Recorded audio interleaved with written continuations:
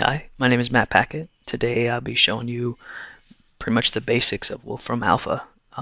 What Wolfram Alpha is pretty much like your typical Google search.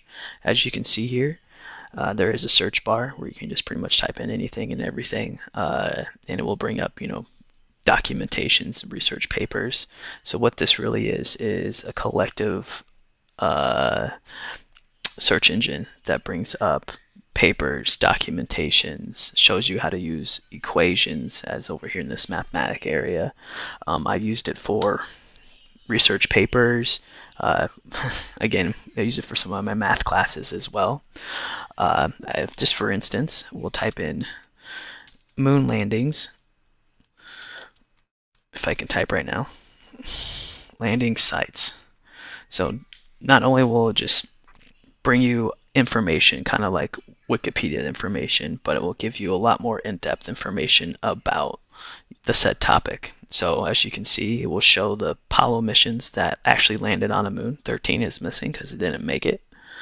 It gives you launch dates. It gives you lunar landing dates. It gives you when they actually walked on the moon. One of the best parts that I like most, I mean, you can see pictures of the crews, but this is the best part, is that it will actually show you on the moon where these places, where these, missions landed. Apollo 11, and it gives you coordinates as well. I mean, it gives you tons of information that Google wouldn't provide. Uh, let's just do another search here for Alan Turing. If you do not know who he is, there was a movie made about him with Benedict Cumberbatch. It was called The Imitation Game. So who Alan Turing is? He is, well, it says mathematician, but he was also like the father of computers. A good topic for this class. But what it shows here, using Wolfram Alpha, is his basic information, a picture of him, but also gives you like a lot of notable facts, some family history, uh, some of his contributions to the world as well, and his Wikipedia page, and some related queries as well.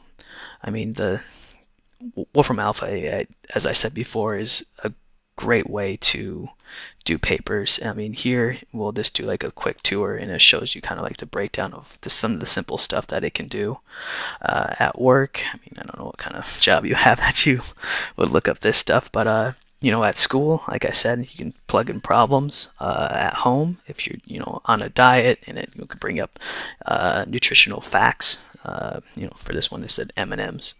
At play, I mean, like I said, it just brings up this information that you think you wouldn't need to know about your topic that you would also find interesting. Star charts, I mean, it just gives you the breakdown of, and also a graphic of what it is. Like I said, I mean, it's a Google search that is a lot more in depth with a lot more knowledge that is available to you.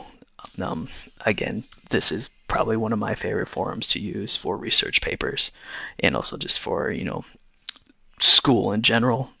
I appreciate it. You guys have a good day.